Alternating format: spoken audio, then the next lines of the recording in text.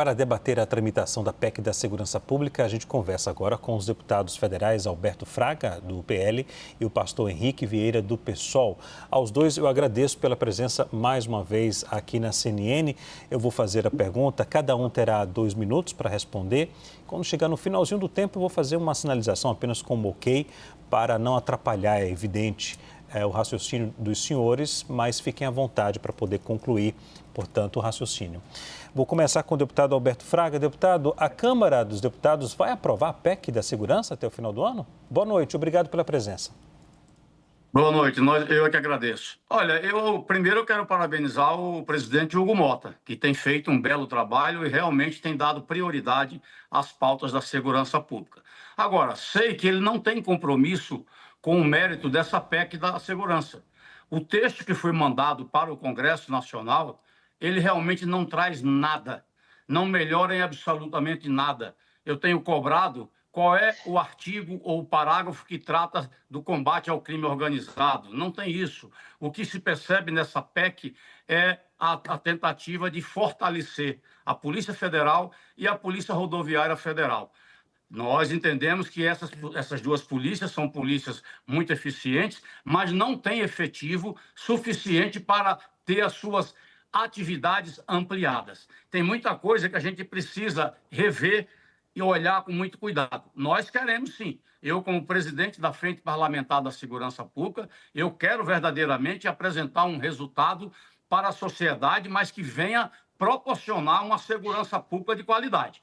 Nós não vamos vender ilusão para ninguém. Esta PEC é uma peça ilusória, eu estou me referindo ao texto que o governo mandou. Nós temos muitas emendas e eu tenho certeza que o relator vai acolher algumas emendas para a gente fazer um texto que venha satisfazer a sociedade brasileira. Deputado Pastor Henrique, a Câmara vai aprovar a PEC da segurança até o final do ano? Boa noite, obrigado pela presença. Boa noite, um prazer estar com você, com os telespectadores. Boa noite ao deputado Fraga também, que a gente trava bons debates lá no Congresso e na Comissão de Segurança Pública de forma sempre muito respeitosa, que é bom para a democracia. Eu acredito que sim, que nós vamos aprovar. Eu entendo que não é uma PEC ilusória. O governo não apresentou essa PEC como a solução para a segurança pública no Brasil, mas como um aperfeiçoamento necessário, portanto, um avanço para o nosso sistema de segurança pública.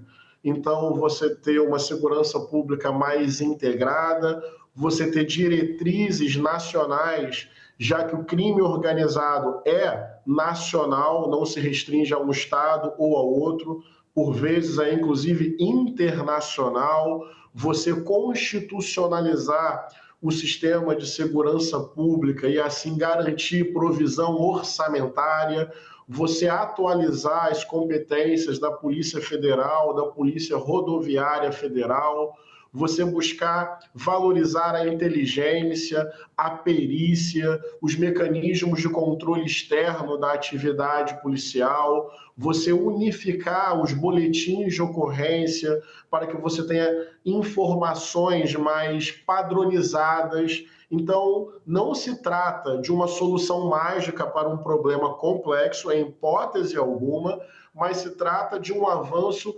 importante e necessário para melhorar as nossas condições de prover segurança para o nosso povo. Acho que essa é uma análise mais pé no chão, mais realista. Nem 8, nem 80. Não é algo ilusório, é algo importante, mas obviamente não soluciona um problema extremamente complexo. Que bom que o governo Lula, diferente do governo anterior, está propondo algo para, de fato, melhorar a segurança pública em nosso país. Ok. Senhores, eu vou chamar os nossos analistas que irão participar do nosso debate também, começando com o Pedro Venceslau. Pedro? Boa noite, deputados. Começando pelo deputado Fraga. Deputado, há uma resistência por parte dos governadores da Sul e Sudeste do consórcio COSUD em relação à PEC da Segurança Pública, mas amplo apoio entre os governadores do Nordeste. O senhor acha que, de alguma maneira, a disputa política contaminou esse debate, que é uma preocupação muito mais eleitoral do que política, ou não? Pedro, num primeiro momento, sim. Mas o próprio relator na CCJ, ele retirou no artigo 24 aquela possibilidade da intervenção do ferimento ao Pacto Federativo. Nós não podemos aceitar, nenhum governador aceita, que a União comande a sua área de segurança pública. Pode ter normas gerais, mas no momento que o governo diz que vai elaborar a Política Nacional de Segurança Pública, está dizendo o que é que o governador vai fazer. E isso aí não pode acontecer. Isso fere o princípio federativo. Portanto, num primeiro momento, a prova disso é que o governador Caiado se manifestou contrariamente. Tem alguns pontos positivos? Tem. E o que for bom na PEC, nós até vamos aprovar. Agora, o que for demasiadamente, vamos dizer assim, arbitrariedade, ferimento do Pacto Federativo, é evidente que nós não vamos aprovar. Pastor Henrique Vieira, o senhor avalia, como é que o senhor explica essa resistência dos governadores do Sul e Sudeste e o apoio na região Nordeste, a PEC? Conforme o Fraga falou, na Comissão de Constituição e Justiça, na minha opinião, o relator melhorou o texto, deixando evidente que as competências dos estados serão mantidas e preservadas. E, inclusive, eu votei favoravelmente ao relatório, um relatório que garantia a admissibilidade desta PEC. Então, eu concordo com o pressuposto da sua pergunta, Pedro. Às vezes, o debate fica muito contaminado por interesses político-partidários e a gente perde a oportunidade de avançar. O ministro da Justiça já disse várias vezes, e o texto agora, muito bem redigido, deixa evidente: as competências estaduais dos governadores estão preservadas. Mas a pergunta que eu faço é: o Comando Vermelho está só no Rio de Janeiro? O PCC está só em São Paulo? As milícias são ou não são um fenômeno cada vez mais nacional? As armas circulam ou não circulam internacional e nacionalmente? As organizações criminosas têm informações e ações no Brasil inteiro ou não? Me parece que a resposta para essas perguntas é: o crime organizado é cada vez mais nacionalizado e, inclusive, muitas vezes infiltrado dentro das estruturas do Estado e da própria política, como é o caso mais evidente das milícias. Portanto, o que o governo federal quer é uma visão mais panorâmica, mais integrada, mais inteligente, para que a gente possa combater com mais eficiência o crime organizado. Isso a PEC, na minha opinião, é um avanço. Leandro? Deixa-me conceder. Eu discordo, Deixa-me conceder agora pelo menos um minuto para cada um, já que houve discordância. Deputado Alberto Fraga, um minuto para o senhor. Olha, eu concordo plenamente com o que o pastor Henrique está dizendo, mas se houvesse alguma coisa nisso na PEC, não existe absolutamente nada na PEC que trate desse assunto. Essa é a minha reclamação. Cadê o artigo que fala para combater o crime organizado? Não, querem dar exclusividade à Polícia Federal para apurar os crimes contra a milícia ou contra o crime organizado. Veja bem, 87% dos presos de facções criminosas são presos pelas polícias militares e pela Polícia Civil. Então, o que eu espero dessa PEC é que pelo menos se crie um fundo nacional, um piso nacional, perdão, que o Fundo Nacional seja constitucionalizado, que haja uma dotação orçamentária para a segurança pública, coisa que hoje não existe, que se crie um sistema de inteligência e que a corporação tenha controle sobre o sistema de inteligência. Okay. As ouvidorias e corregedorias têm que ser independentes, têm que ser autônomas, e não do jeito que o governo quer, para quebrar a disciplina. Portanto, concordo em parte com o que o pastor Henrique disse, mas é evidente que tem muita coisa que precisa ser melhorada para que a gente possa dar uma resposta plausível à sociedade brasileira. Deputado Pastor Henrique, o senhor tem o mesmo direito, do mesmo tempo do deputado Alberto Fraga. Bem, primeiro, que bom que tem algo a ser melhorado. Só tem algo a ser melhorado porque o governo federal tomou uma iniciativa que o governo anterior não fez. Segundo, a PEC não diz em nenhum lugar que a Polícia Federal terá exclusividade para investigar crimes de organizações criminosas e facções. Eu desconheço essa parte, falo isso honestamente com o deputado Fraga. Terceiro, que a PEC Parágrafo fala, sim, segundo. sobre inteligência, unificação de dados e protocolos, o que significa sistema de inteligência para combater o crime organizado. Quarto, que a PEC fala em constitucionalizar o SUSP, o que significa garantir provisão orçamentária. E se tem algo a ser melhorado é porque tem um governo proativo, porque as pessoas vivem, especialmente no Congresso, criticando o governo federal pela questão da segurança pública. Daí o governo toma iniciativa e aí agora a questão é dos governadores. Parece mais uma questão de conveniência nesse caso. Ok. Senhores, eu vou chamar a nossa analista Juliana Lopes agora. Juliana?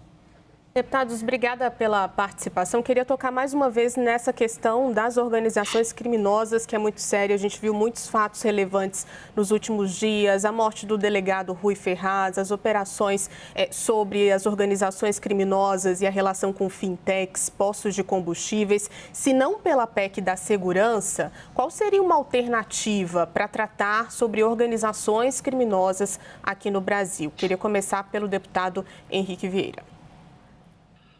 Muito obrigado por essa pergunta.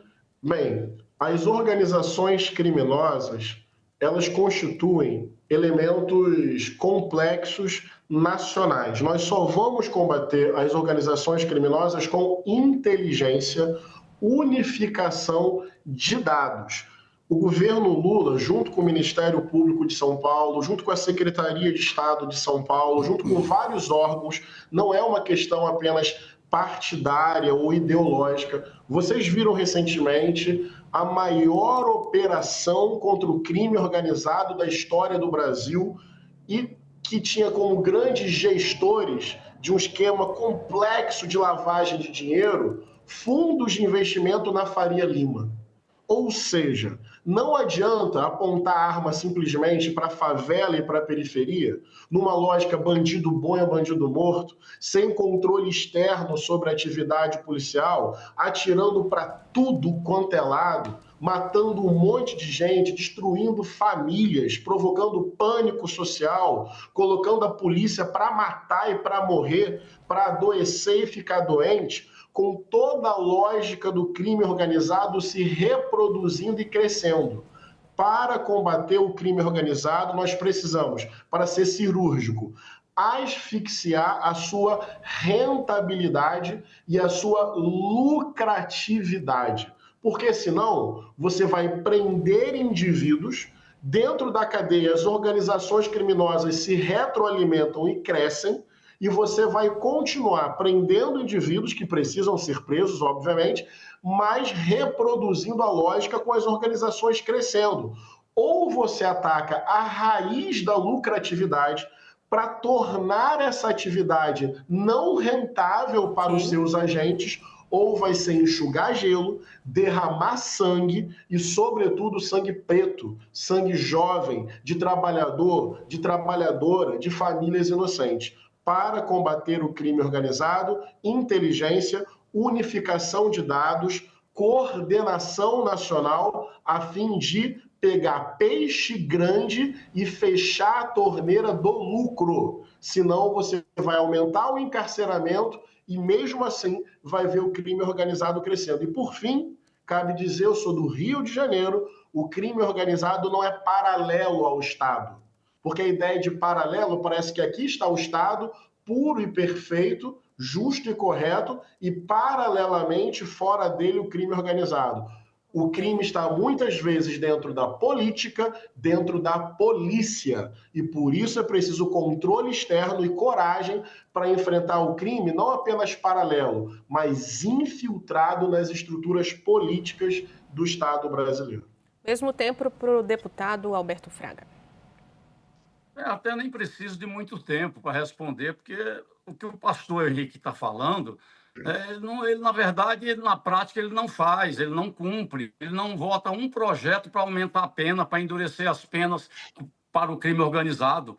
Vai ter agora, nesses 8 projetos que nós aprovamos a urgência, está lá, vamos aumentar a pena para o crime organizado, né?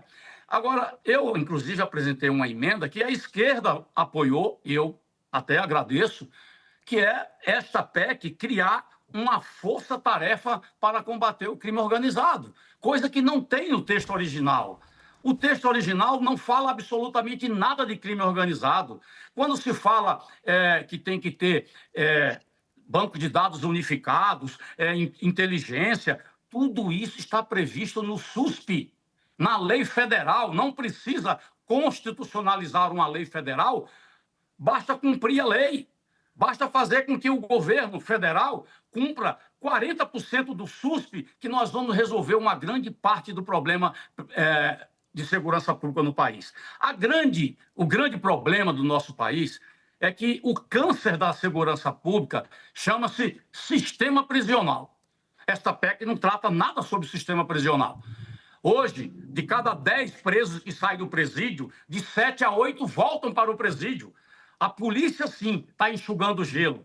Vejam vocês quantas e quantas vezes a polícia prende alguém e esse cara já tem 20, 30 passagens pela polícia. É isso que não pode continuar acontecendo. Então, ao invés do governo apresentar algo que venha no sentido de manter aqueles que cometem crimes presos, que não estão ficando presos, quem está ficando preso é ladrão roubou 1 quilo de salame, roubou 1 quilo de carne, esses estão ficando presos. Agora, os verdadeiros bandidos do crime organizado, além de proteção que a gente sabe que tem, não vou dizer nem de quem, agora não faz absolutamente nada. É injustificável você ter um sistema prisional que não reeduca e não reintegra e não ressocializa. Leandro. Senhores, já que um debatedor foi citado pelo outro, deixe-me conceder 30 segundos para cada um. Eu começo com o deputado Pastor Henrique. É verdade que o sistema brasileiro criminaliza muito mais os pobres, os negros, trabalhadores e trabalhadoras. É verdade, tem muito peixe grande, inclusive na política, na Faria Lima, que lucra com a barbárie e que a gente não consegue pegar. Por isso é preciso aperfeiçoar o sistema para pegar peixe grande, gente dentro de mansão que está lucrando com a barbárie e o sofrimento do povo. Isso eu concordo. Deputado Alberto Fraga. Temos algumas coisas convergentes, é evidente que sim. O pastor conhece meu posicionamento, sabe como é que eu sou. Eu trabalho na segurança pública há mais de 20 anos no Congresso. Eu quero o bem para a sociedade, eu quero o bem para o nosso povo, mas ficar enrolando o povo, dizendo que a PEC vai resolver o problema da segurança pública, eu estou dizendo que não vai, se nós não alterarmos a lei de execuções penais e o Código de Processo Penal de 1940. Se não fizermos nada com relação a isso, vai tudo continuar do jeito que está. Muito bem, eu agradeço aqui a presença dos senhores, muito obrigado pelo debate, um ótimo final de semana, um abraço em cada um e até a próxima. Obrigado, um abraço. Obrigado. Abraço.